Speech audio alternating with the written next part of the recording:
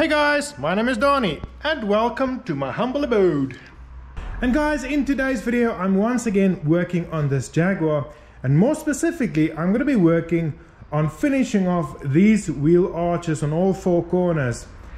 What I've done now is I've spent a lot of time marking out exactly where I think the wheel arches or the roundings of the wheel arches should go in the front and the rear, and I made a stencil and I cross-referenced everything to make sure that everything is just about more or less exactly the same on both sides, and that it looks like the pictures that I have of D-types.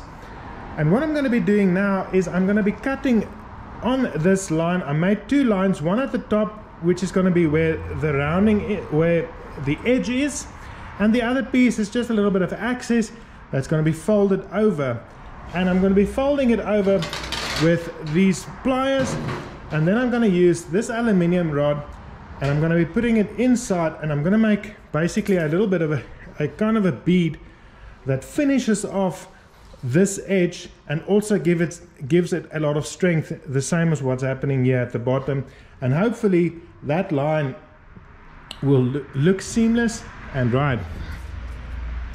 And then another thing that needs to happen in the front with this bonnet is I need to finish off this edge by folding it 90 degrees so that it can then meet up with this rear section of the car and everything will look nice and seamless. And then moving towards the back, I'm going to be doing the same. I've also marked where I'm going to be where I plan on making, or where I plan on finishing off this wheel arch, so I'm going to be cutting those lines. But another thing that needs to happen at the back is that I've realized or decided that this piece is sticking out too far. Even though that is how it was on the back, that rear section is protruding a little bit, I'm not very satisfied with what it looks like, and it is not exactly how the original car was made. So I need to push this section in a little bit, and how I'm going to be doing that is I'm going to be shrinking there at the back the aluminium so that that rounding will make a much sharper turn inwards, and then hopefully I'll be able to get this overhang a little bit closer to the wheel. And if I don't get right by shrinking it, I'll just physically cut it and then put it into position and weld it up again. But that is going to be the next step. First thing I'm going to do now is I'm going to cut these wheel arches, and then I'm going to start folding it over and use that aluminium on the inside to make that nice bead and give it some strength. I'm going to start with the front because I think that's going to be much easier for me to do, and then I will focus my attention here on the rear section and see how I'm going to attack this monster. So let's go.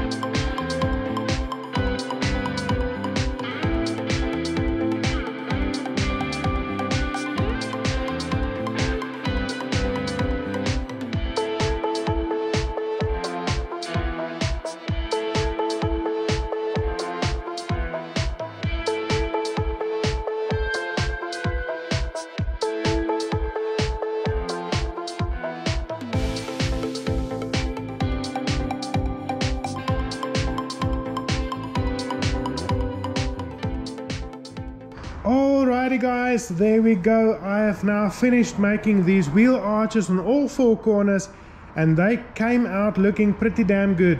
Especially the front ones, I'm very happy with them.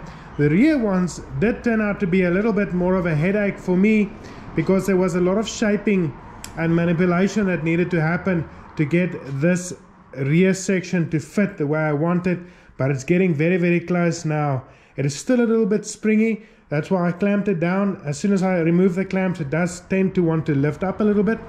But what I can do now that I have found these lines that I'm happy with, I can remove the wheels, lift this vehicle off the floor, remove the wheels, and then I can reach inside with my hammer and my doily, and I can start shaping and forming these metal sheets. So guys, there's still a lot of shaping and forming that needs to happen. It's probably stuff that you cannot see on the camera, but in real life there's still a lot of inconsistencies between left and right and so on that I'm not happy with. So I'm going to be shaping and forming that, but probably off camera, because it takes a lot of time and it just becomes very boring to try and record all of these things.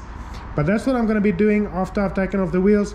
But in the next video, I'm probably going to start working on this rear section, the boot lid and the door and so on, and just finish up all of the fabrication work that needs to happen on this car. And then I can finally start working on finishing off all the aluminium to such a point that we can start putting some primer and some paint on it. And that's going to be a massive milestone that we would have reached by then. Anyways guys, that's it for this video. Thanks for watching once again, and I'll see you next week. Cheers!